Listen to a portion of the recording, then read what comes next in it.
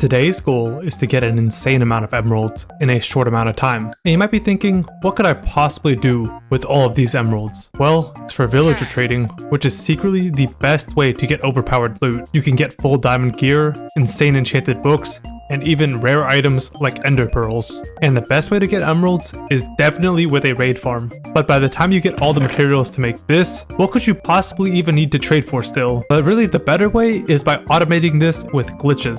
By duplicating tripwires, you can get emeralds even faster. So all of this, it kind of seems overpowered, right? Well, I know that. You also know that now. But server owners, they also know that, unfortunately. And this brings up the two major problems with villager trading. The first is the servers themselves. They'd obviously patch any overpowered glitch like the one I showed with the tripwires earlier. And also, mob spawn rates have to be nerfed too. In single player, mobs spawn only around where you're standing, but in multiplayer servers, they have to spawn around where everybody is standing. And you can't have the same amount of mobs like in single player on each person, or else the whole server is just gonna crash. Like, that's just too many mobs everywhere here. And on top of that, servers typically make villager trades way more expensive too. But the even bigger issue stems from what I said earlier with the raid farm.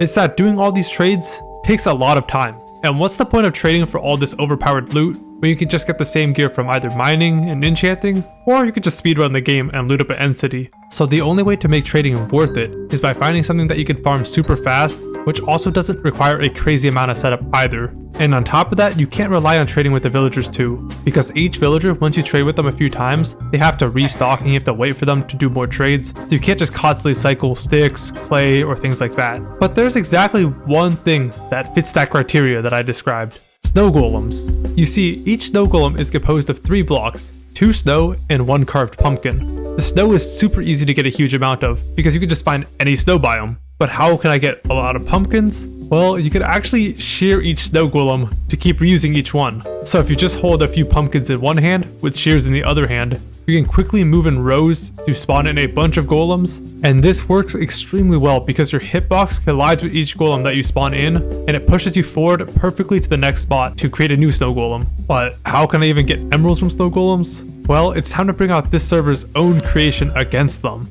Cause on Hoplite, every mob killed with the villager wand drops 1 to 2 emeralds. And using this little trick, I can spawn in hundreds of golems and turn them into stacks of emeralds easily. So, can I use this crazy strategy to become overpowered and dominate a battle royale match on Hoplite? Or will I still somehow run out of time while trying this strategy? Let's run a match and find out.